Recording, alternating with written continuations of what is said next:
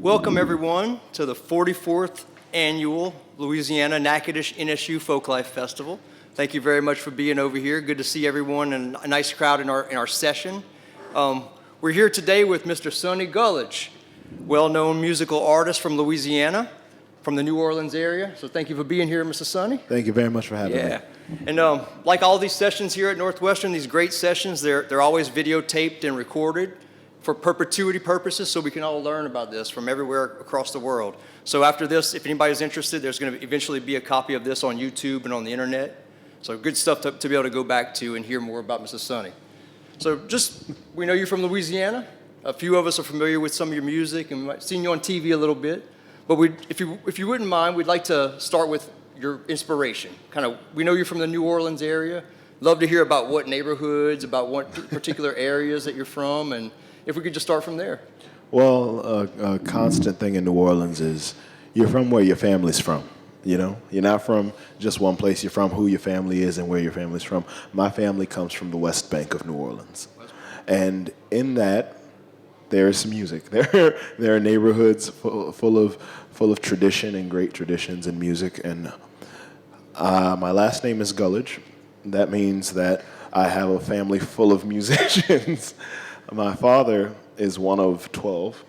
Wow. 6 boys, 6 girls. The 6 boys had their own gospel group growing up. Anything over 4 people used to be called a quartet for some reason. So the boys had their own gospel quartet. The girls had their own gospel quartet. And all the while, their mother, my grandmother, was a gospel recording artist. She recorded in 1965 with an artist named Sammy Perfect. And you don't just say you come from a neighborhood. You say you come from a lineage and a tradition. So though I can sit here and give everybody the New Orleans answer of, yeah, I come from the Tremaine, I come from the Ninth Ward, no, I'm going to tell you the truth. I come from the West Bank of New Orleans, and there is where my tradition lies. Awesome. Very good. Yeah, love hearing more about, like the family influences, and obviously you come from a great, strong musical family. Definitely. I imagine it's not easy to grow up in that kind of a spotlight, and I know you're a young guy, so if you could speak to that to us too. Oh, definitely. The term "grow up," how funny. I'm 25. It's still weird for me to think of it as grow up because at 25 you have so much to still learn. I mean, to this day, my grandmother can sing circles around me just for fun if she wanted to. It is hard coming up in a family full of great musicians. I mean, I'm the youngest grandson, weird position to be in, because all of my older cousins just did music so well. And growing up watching my family do music naturally just that way, it was an interesting spotlight to have, just from the idea of, man, I have something to live up to. I have a tradition to live forward for. How can I get there and then get past that if I can? So growing up with the idea of tradition and inspiration being, like you asked, my inspiration being to be somebody that my tradition would be proud to say is part of their tradition. So I think that the best way I can describe it is a challenge worth having. Mm-hmm. Not an environment that's not fun or an environment that's scary. It's scary only in the way of you don't want to disappoint anyone. You don't want to disappoint yourself, but you want to do something worth doing. So there's risk involved, if you were fishing, if you were doing anything, there's that risk involved of saying, I want to go out to be great. I want to go out to be somebody. You're going to have to take risks. You're going to have to take high risk to get high reward. And sometimes those little things that you think, oh, this wasn't a high risk, those turn out to be the highest risk you've had in your entire life, the thing that might set you to the next point. So that's the best way I can describe coming from such a musical family and coming from such a musical tradition and lineage. Yeah. Interesting, growing up around recording artists, and I couldn't imagine. I don't have a musical family. I don't come from that, but it seems like you would have grown up around folks that were recording. You might have been to some studios or something when you were younger. And I'm wondering if you could, speak to that and maybe go into some of your first recordings. Ooh, okay. Well, I'll call it like this, and I hope everyone's comfortable with this. I'll call it from being in the room to being the reason people are in the room. Yeah. I was in the room when I was a kid. My father, and I'm very glad he's here, everybody, that's him right there. My father was always either in a rehearsal or going out of town to play music or in a studio session. And ever since I can remember, I was right there in the corner of the room, just doing the best thing I could do to get to where I want to be, being silent.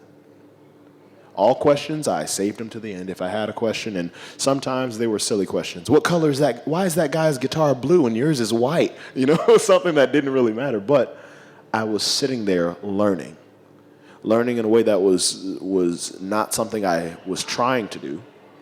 Just learning in a way that was organic, was natural. So I spent so much of my life watching and seeing how these things happened. And then one day, before I even noticed, I was the reason these things were happening. I was the reason that there was a recording session.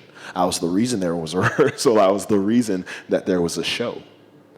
And that change can mean the world. That change can be... That changes the realization of a dream. And the tricky part is you don't know you're in the dream until you're there. So I looked around one day and I noticed I have a band with great musicians who want the best for me and respect what I do and respect what I love. And they're just here. How did I get here from being in the corner of the room is the question. I went from sitting right there to being the person behind the mic on a panel. Hello, everybody. So that's the best way I can describe it. Just I went from being blessed and in the corner to blessed and in the spotlight. That's interesting stuff. Mind speaking about like some of your first recording experiences? Oh yeah. I find that kind of interesting. You know, I'm gonna call you a younger guy. You know, and you have been recording for a while now. So, yeah, my first professional recording. I'll say it like that. My first professional recording was in 2019, if I'm not mistaken. We recorded our first EP called "Blues for the City." A lot of the guys who are here with me today, and it's a learning process. I don't know if people have this misconception that the learning stops when you touch the stage or when you touch the professional world. That's when the real learning starts, because fine-tuning happens then. Hey, you're good enough to be in the room. Great. Now we have to make you worth being in the room. So my first recording sessions, they were fun, because a dream is a dream. They're fun.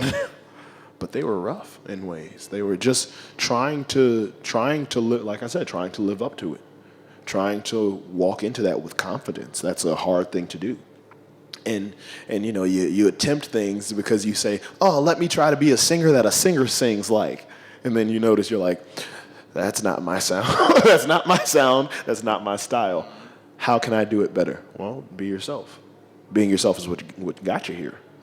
So you go into it with the idea of one thing and you come out with the idea of a completely different thought. Just, hey, let me be myself. Let me go into the studio.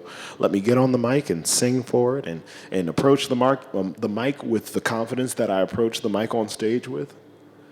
And going from my first recording sessions in that way to going to Disney calling for Lady and the Tramp.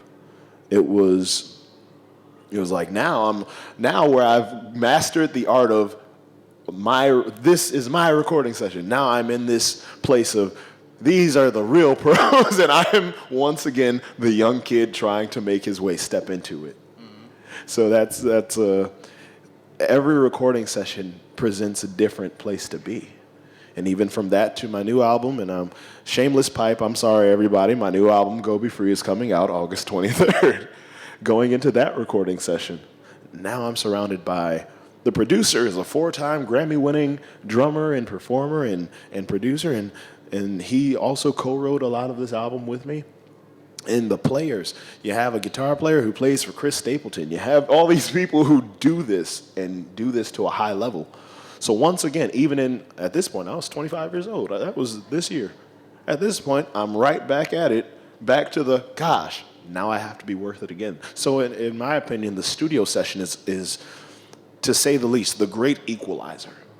Because when you think that you get there, you walk into, and I think Lionel Richie said it best to me after I auditioned for American Idol. He said, Kevin, you brought me to the gym. And the trick is, every time you think you've mastered the gym, a new gym appears where you have to do more to be better. That's how it feels when I walk into a studio session. It goes, wow, I'm in a new gym. Big fish, everybody says it, big fish, little pond. You keep outgrowing the pond, but the ponds don't stop. The ponds don't, you don't become, I'm the biggest fish in the ocean. No. You're just the fish that's slightly bigger than other fish. And the ocean's just going to get bigger. So that's my recording session experience, if I can say it like that. That's good stuff. Thank you. I'm going to ask a couple more questions, but soon we're going to pass it over to the audience and answer, maybe hopefully you'll answer and entertain some questions the folks will have. But no problem. I guess one of the things I was interested in, might be a difficult question, might be challenging, but again, the context of a young man, and you just mentioned the great performers that you in your band, what's leadership like, being the leader? When you have so much talent and the way that you described, could you speak to that? Sometimes being the leader is knowing when there's a better leader with you. That is the honest truth. I'm very blessed to have my father there. I'm 25, everyone. We've established that. Being 25, I know what I know. That's it. My father is 57 years old. Being 57 years old, he knows a lot more than I know. He's been a lot of places. Every club, every stage I've played on, my father's played that stage before me at some point with some other artist. I have my stories of the people I've met. He has stories of people that I'll never get to meet. Think about it. I met Lionel Richie. I met Katy Perry. I met Luke Bryan. He has a Chuck Berry story. I don't think my stories are going to add up to the experience that somebody can gain from Chuck Berry. Not because of Lionel Richie's credibility or Katy Perry or Luke Bryan's, but because that's a knowledge that I can't get firsthand at this point. So what sense would it make for me to deny the most knowledgeable person around me the fact that they are that? What good would it do me to say, well, I'm 25, I know what I want to do? At 25, I think most of us in this room can say, we thought we knew what we wanted to do. We don't really have a clue yet. Because life still happens. My grandfather says it best. He looks at us and we have our hobbies. We all raise chickens. My father, myself, and my grandfather, we all raise chickens. My grandfather, after we all help out and talk, he sits down, sits back in this old stance that he's got and says, just keep living.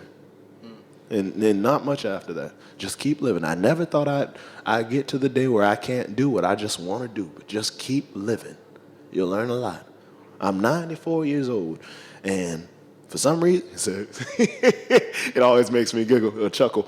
He says, I'm 94 years old, and I'm still kicking. I'm still doing. I'm still moving around. Still doing what I want to do. If I have to do something, I'm going to do it. But I never thought I'd get to the place where I'd want to do something and I couldn't do it. So just keep living, and you might learn something. So yeah, in terms of leadership, sometimes for me specifically, leadership is saying there's a better leader next to me.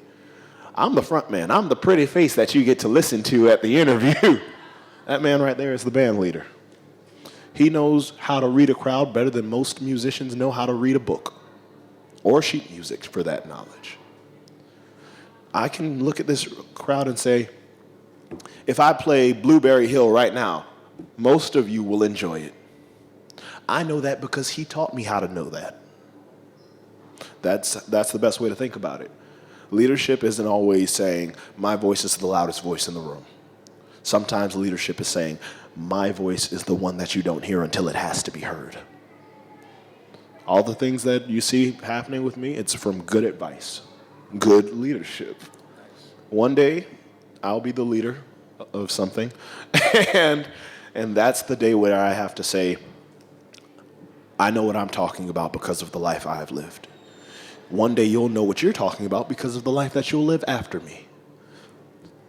So that's the best way I can say being a leader is sometimes just sitting back and shutting up and learning. Okay. Thanks for that. Yeah, and that's not easy. That's not easy to say. I'm sure. As you say, you're the, the first person, the front guy. So sometimes it's easy. It's hard. It's easier. The best course of action is just to take a back seat. Yeah. Oh, definitely. Yeah. It seems like it'd be hard for a musician to do it, but you do it well, man. Hey, the back. Say what is a good pilot without a co-pilot?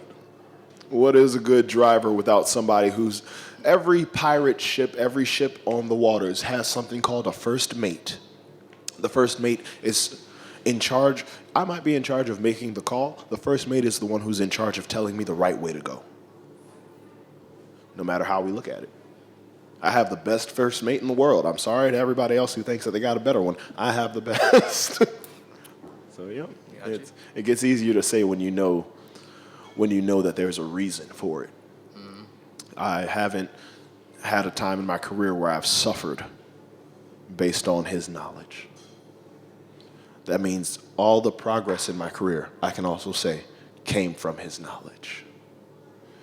A little bit of me being me thrown in there, but the knowledge of what it takes. No one here is born with knowledge. It's something you learn. You can be wise. You can be smart. You're not knowledgeable until you know the knowledge. That's why there are textbooks. Well said, Sonny. Thank you, man. Thank you, man.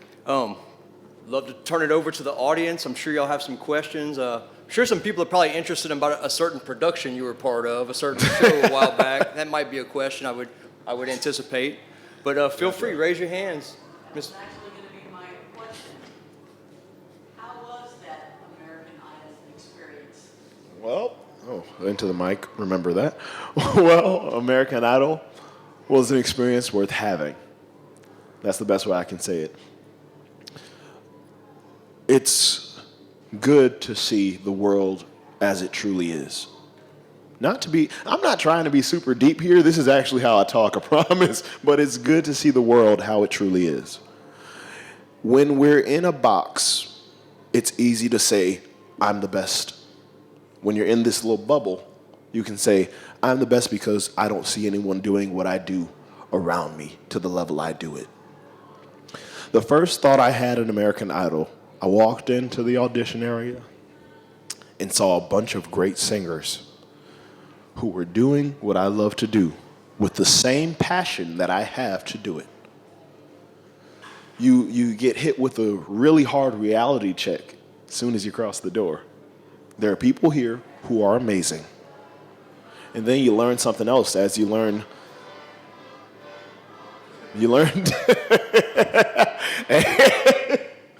Hey, that's called living right there. But you learn something. You learn TV land is TV land, which is another tidbit of knowledge that's worth knowing. You're not always going to get picked based on what you merit. Your merit does not always guarantee your success. How well you get back up after things aren't acknowledged, that will measure your success. It's a culture shock to go from being someone in New Orleans who people see and they're like, oh, we love that guy. We come to New Orleans to see him. To having someone who's not around New Orleans, that's you. And then they say, wow, we saw you on American Idol. I have a mindset of, I know all of my followers on my social medias because I can tell you exactly where I met them. After American Idol, that wasn't the case. They had people who supported me because they truly just supported me. So going from being known to going into being seen, it's something else to learn from. Because that's where you learn, hey, just because you're seen doesn't mean you're known. So how can you get from being seen to being known? Well, when they knock you down, you get right back up and you keep chugging along. These are the lessons that I learned from American Idol. I learned that it takes more than just doing music. It takes having your clothes ironed and starched. It takes walking onto the stage and saying, no matter what happens, I'm going to put my best on the stage because other people are doing just the same thing. It takes saying, hey, wake up time is 5 a.m. because you need to iron your clothes, you need to get showered, and then you need to be in the breakfast area for 6 a.m. because you all have to be at the Orpheum Theater in Los Angeles for 7. There's discipline that comes from it. Every new stage comes with that. And not to seem, I get passionate about things. But every new stage does come with that. So American Idol was a very new stage for me. I used to tell people, they say, you should go on American Idol. I was about 17, telling people, nah, I'm not sure that's my path. And then, lo and behold, somehow I ended up there. And I learned things that would definitely make me do better going forward. Is that a fair answer? Making sure? Just the fact that you said TV land is TV land, that's. Oh, I yeah. just always, because you don't see everything that's happening. Oh yeah, it's I'm not gonna let anybody in on American Idol secrets. I'm telling you that right now. But I will tell you, everything has a purpose in TV land. We're not always gonna look for it based on it's music. Do you see music or do you hear music? You hear music. It's TV land. Do you hear TV or do you see TV? Some of us hear it. But the point is to be aesthetically pleasing. The point is to have better ratings. The point is to get to a better, more followers, more viewers. That's why they're not called listeners anymore. So just that tidbit of wisdom that came like a sucker punch out of nowhere, where I was like, man, I did such a great 3 performances, had a standing ovation in the Orpheum. I got in my elimination session, and they said, Kevin, we can see you selling out stadiums, going on national tours, and lucky me, I get to do some of those things. We don't have a spot for you on this show. You did absolutely everything right, absolutely nothing wrong. But we don't have a spot for you on this show. You're a head scratcher. We can categorize you, but we can't build it based on what you do. I looked at them, I said, okay. I said, that's fine. And then they go, hey, there's no love lost. I said, not at all. I said, hugs all around. I got to hug Lionel Richie, Katy Perry, and Luke Bryan. And I said, thank you all. I'll see you out there. And that's my new goal. I want to see Lionel Richie I want to be on the same stage and see Lionel Richie and be like, hey, you remember I said I'd see you out here? And then Katy Perry, hey, you remember I told you I'd see you out here? And Luke Bryan and said, hey, let's go fishing. But I told you I'd see you out here. So I guess that's my American Idol experience as a whole. Humbling, definitely. But just Other questions out there? Actually, I think you answered the one I was going to ask. All right, first off, I've never seen an episode of American Idol in my life. No, I'm serious. C'est bon. Yeah, you're right. I've got a theoretical knowledge of it, okay? Yes, sir. How did you do? What you just said, you didn't make the cut, I think. Oh, so those are 2 totally different things. No offense. No, I'm saying I love the way you phrase that because I should have specified in that. How did you do? The blues groovers have a phrase. We say, leave it all on the stage.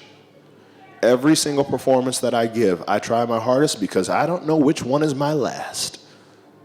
So I went up there in Los Angeles, and I gave them a world-class New Orleans, Louisiana showman, entertainer, sucker punch. And they loved it. So how did I do? I did great. What happens is different. You can do great. And this goes for everything in life. You can do great. That might not be the place where you get recognized for doing great. The recognition might come behind the scenes. If you don't mind, I'd like to tell the Chuck Berry story, if it's okay. My father was asked to play for Chuck Berry. Chuck Berry's band was not coming, just Chuck Berry. And right before the show, they'd rehearse the music, everything. It's the night of the show. The bass player, my father plays bass, Chuck Berry's bass player is the only band member who shows up. So my father doesn't have to play the show. So now he's just sitting in the back, hanging out with Chuck Berry and everybody, having a good time. The stage manager comes to my father and says, hey, do me a favor, could you tell Mr. Berry that we're ready for him for his sound check on stage? My dad's having a good time, everybody's chilling. It's like, yeah, no problem. Goes up to him.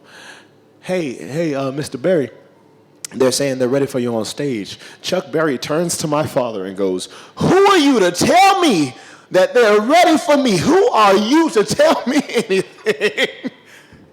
Leans into my father after going off for a second, leans into my father just like this and says, you know that's all for show, right? That's nothing. That was nothing. This is all for show.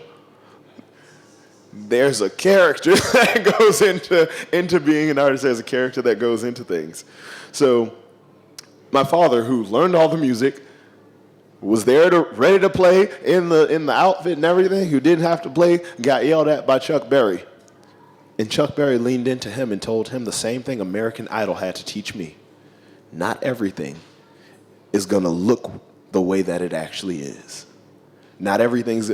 He yelled at my father. That man is a third-degree black belt. He just yelled at him, and he's not a small guy.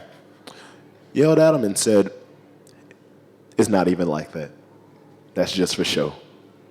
With American Idol, it's not always even like that. It's just for show. Sometimes in everyday 9-to-5 jobs, it's not even like that. It's just for show. So how did I do? Great. How did it go? Great. How did I do? It's just the show.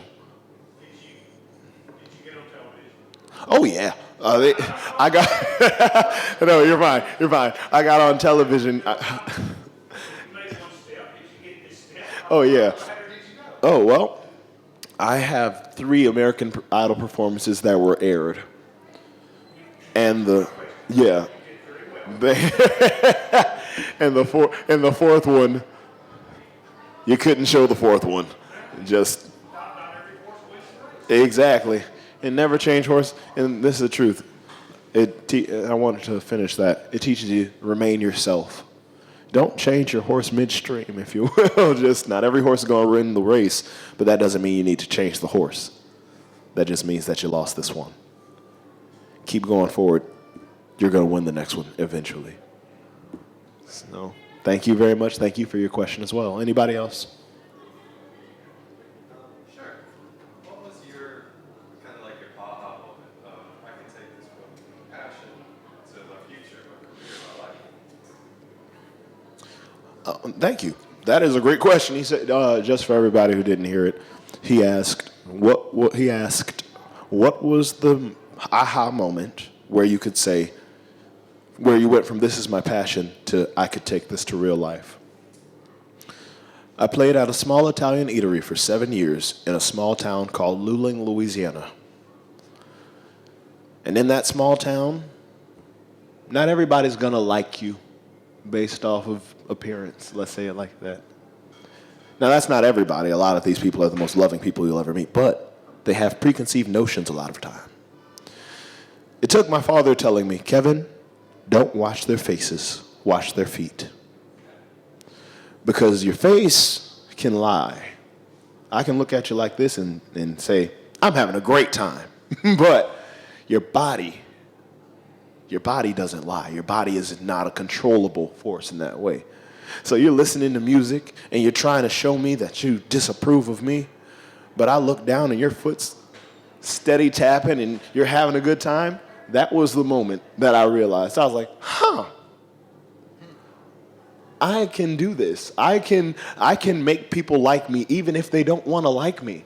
That was enough for me, just saying, even if they don't want to be my friend, I can make them have to be my friend in that way.